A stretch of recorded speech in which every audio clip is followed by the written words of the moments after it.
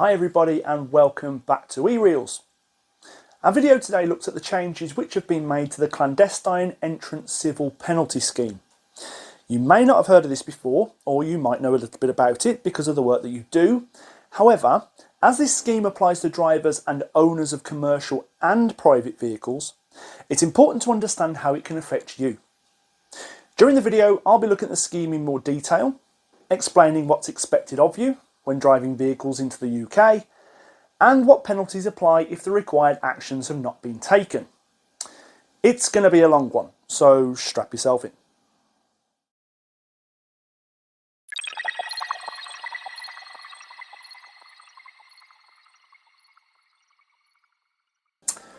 Right, so before we get into it all, it might be useful to provide some background to the civil penalty scheme.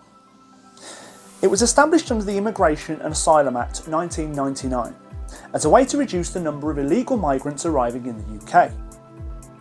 Drivers, owners and hirers of vehicles could be fined where people had been found trying to enter the UK illegally by travelling in or on these vehicles. In the legislation, illegal migrants are described as clandestine entrants, which is the term I shall use in the rest of the video. Because the number of clandestine entrants has increased in recent years, the government is concerned that vehicles are not being checked properly or often enough in order to prevent illegal access. As a result, they've made amendments to the scheme, alongside wider reforms to the immigration and asylum systems. These amendments came into force on the 13th of February 2023. The previous system, i.e. prior to the 13th of Feb 23, issued penalties to any responsible person, be that the driver, vehicle owner or hirer, where clandestine entrants were found in a vehicle. The penalty was £2,000 per clandestine entrant found, with a maximum aggregate of £4,000. What this means is that the driver, the owner and or the hirer would each receive a penalty, which when added together would not exceed £4,000 per entrant. However, if the responsible person could show that there was an effective checking system in place, that the checks had been carried out properly and documented, and there was no reason to suspect that there were clandestine entrants hidden in the vehicle, the penalty could be reduced or waived completely. From the 13th of Feb, the rules are significantly tightened. Penalties can now be issued where a responsible person has failed to secure a goods vehicle. Even if clandestine entrants are not found on the vehicle, the fact that the vehicle is not adequately secured or the responsible person has not taken the required actions to secure the vehicle is still sufficient for penalties to be issued. Drivers, owners and hirers of vehicles are no longer able to rely on the defence of having an effective checking system to avoid penalties. The only statutory defence is that of duress, i.e. that the failure to take action was a result of the person being forced to do the things which led to a penalty being issued. The responsible person needs to carry out certain actions. Check that a person or persons has not gained unauthorised access to the vehicle, report unauthorised access to officials, and keep records to show that the relevant actions have been taken. However, if clandestine entrants are found, despite all of these actions occurring, a penalty will still be issued, albeit a reduced level.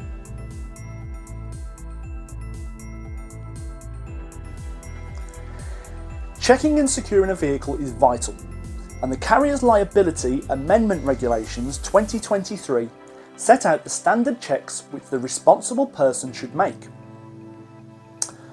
1. If the entry to the load space can be secured by an optimal method against unauthorised access, it is checked to ensure that this is secured. 2. If the vehicle has a load space that is not able to be secured by an optimal method against unauthorised access, but can be secured by other means, a check is made to ensure that that is secured. 3. If the vehicle's cargo can be secured by an optimal method against unauthorised access, it is to be checked to ensure it's secure. providing that the cargo can be accessed by the person undertaking the check. 4. If the vehicle's cargo cannot be secured by an optimal method against unauthorised access, but can be secured by another method, it is checked to ensure it is secured, providing that the cargo can be accessed by the person undertaking the check. 5.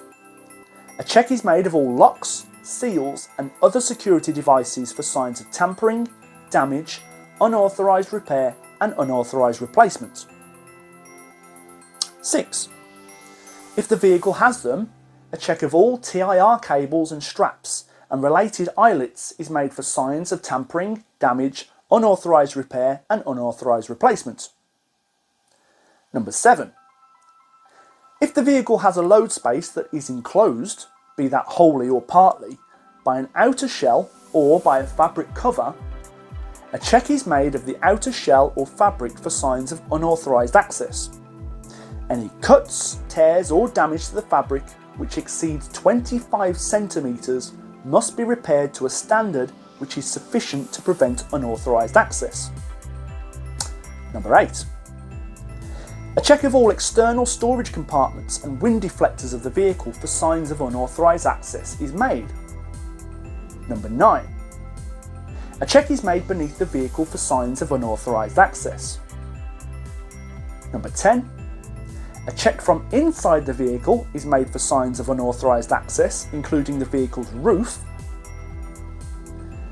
11. A check is made that no person has gained unauthorised access to the vehicle. And 12.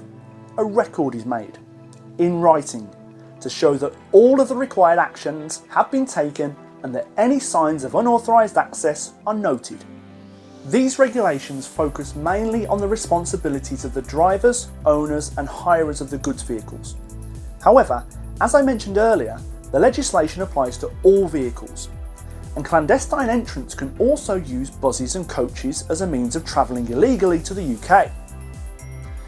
Drivers, owners and hirers of commercially operated buses are also required to carry out certain checks under the regulations to ensure that no unauthorised access has been gained. 1. Check that all means of entry and all storage compartments inside and outside of the vehicle are secured against unauthorised access by a lock or other security device. 2. Check that all locks that are used to secure compartments and spaces are in good working order and are used at all times. 3. Ensure that the vehicle is locked at all times when left unattended and that the storage compartments are locked when not in use. 4. Ensure that when passengers are boarding and alighting the vehicle, no unauthorised person has gained access during these times. And 5. As soon as practicable, before reaching immigration control, the driver must check that all passengers are present.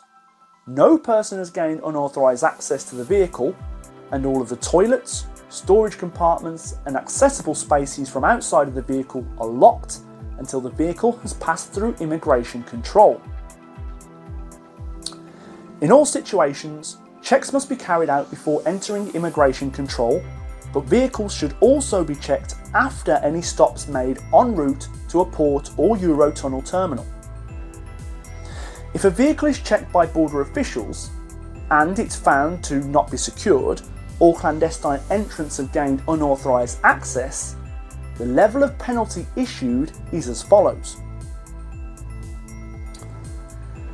Failing to secure a goods vehicle.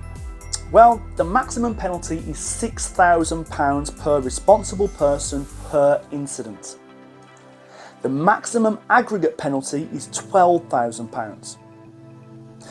The starting point for the level of penalty depends on whether it's a first incident or there is a record of liability for the responsible person. It's £1,500 for no record of liability in the 5 years prior to the incident, £3,000 if there has been one penalty in the 5 years prior to the current incident, and £6,000 for 2 or more penalties in the past 5 years.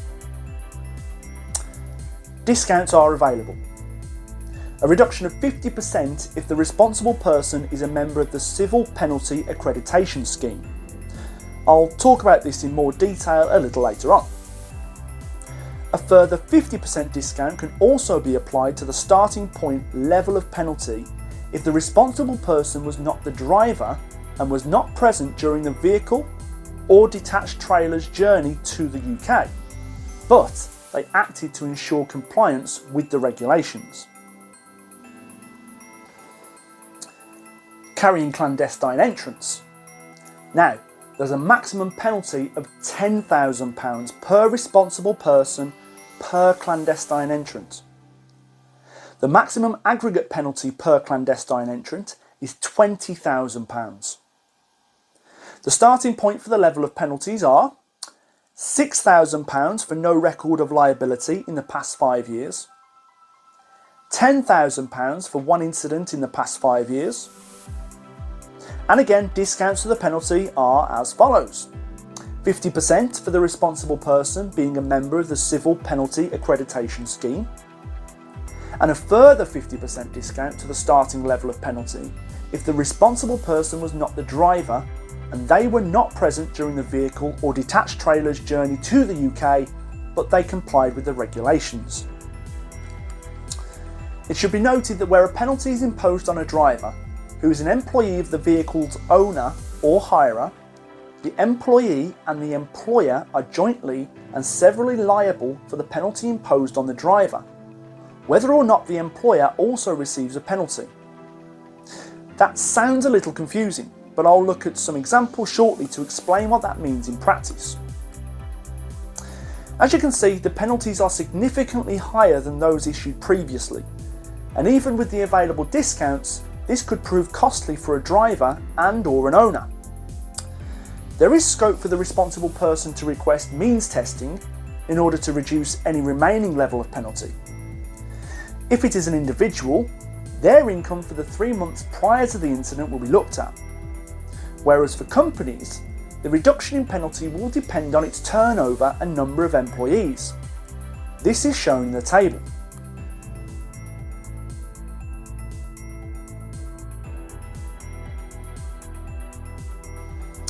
I mentioned earlier that a discount to the level of penalty can be issued if the responsible person is a member of the Civil Penalty Accreditation Scheme. This scheme is open to road haulage companies operating in Europe and the UK, who are able to show that they have an effective system for preventing clandestine entrants, and who take responsible measures to ensure that the system works through driver training and regular monitoring. A company can apply to the Joint Civil Penalty Accreditation Scheme by filling in an application form from the website that you can see on the screen right now. And if their system is found to meet the required standards, they will gain accreditation. However, a company may have its accreditation withdrawn if it's found that their security system has become less effective or incorrect information was submitted in the original application.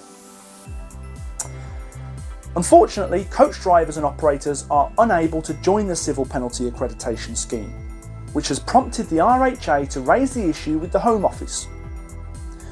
Even if a robust security system is in place, passenger transport companies do not have the opportunity to reduce their penalty by having access to the scheme, unlike their haulage counterparts. Finally, I'd like to take a look at some examples of situations where penalties have been issued. These can be found in the Clandestine Entrants Civil Penalties, the Immigration and Asylum Act 1999 Level of Penalty Code of Practice, or at the website that you can see on the screen right now. Scenario 1. Failing to secure a goods vehicle. First incident for a driver, second incident for an owner involving a HGV. The owner was not a member of the accreditation scheme. The driver of an HGV arrived at the port of Calais and was selected for security checks by Border Force. The vehicle was found to be unsecure as the rear doors of the trailer were not secured by a lock, seal or other security device. The driver had therefore not complied with the requirements laid out in the regulations. This was the driver's first instance of liability for failing to secure a goods vehicle. The owner, as a responsible person, was also liable for the penalty. The owner had not ensured that the vehicle was equipped with locks or other security devices. This was the second instance of the owner attracting liability for failing to secure a goods vehicle.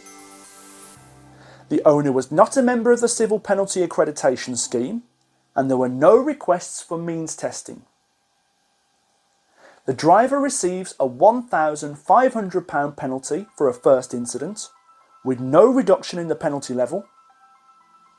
The owner receives a £3,000 penalty for a second incident, with no reduction in the penalty level, with additional joint liability of £1,500 for the driver's penalty. Scenario 2. Carrying clandestine entrants. 8 clandestine entrants were detected in a curtain-sided goods vehicle. The owner is a member of the accredited scheme. A curtain-sided goods vehicle arrived at the port of Portsmouth and was selected for checks by Border Force. These checks revealed 8 clandestine entrants concealed in the load inside the trailer. There was a large cut in the roof of the trailer, and the record of checks completed by the driver did not state that the roof was checked before the journey began, nor that the driver checked the load space after the last 2 stops prior to embarking to the UK. The driver had therefore not complied with the requirement laid out in the regulations. The driver had no previous liability to a penalty. The owner, as a responsible person, is also liable for a penalty.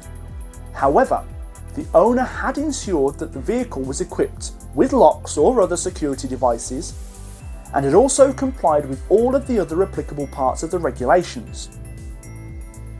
The owner was also a member of the accreditation scheme. The driver receives a £48,000 penalty, which is £6,000 per clandestine entrant. The driver requested means testing, which may further reduce this level of penalty, depending on their circumstances and the nature of the evidence that they produce in support of their request. The vehicle owner receives a 0 penalty, as they are accredited and fully complied with the requirements laid out in the regulations. They, nevertheless, remain joint and severally liable for the driver's penalty. Had the vehicle owner not been accredited, they would have received a penalty of £24,000, £3,000 per clandestine entrant, as well as being held joint and severally liable for the driver's penalty. And scenario 3.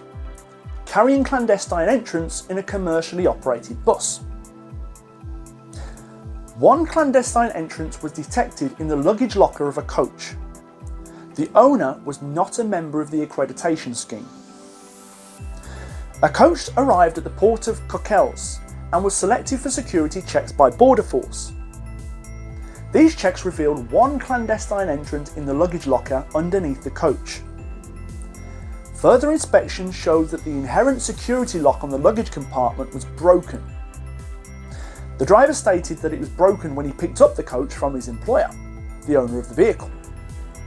The vehicle was therefore not effectively secured, and so neither the driver nor the owner have complied with the regulations. The driver had no previous liability, however the owner had 2 previous incidents where they were found liable within the last 5 years. There was no requests for means testing. The driver receives a £6,000 penalty. The vehicle owner receives a £10,000 penalty, with additional joint liability of £6,000 for the driver's penalty. Scary stuff. I hope you found this video useful and that you now know more about what your responsibilities are in preventing bringing clandestine entrants into the UK. Please give us a thumbs up, hit the like button and subscribe to our channel for more content relating to your transport operations. Thank you, and I'll see you on the next one.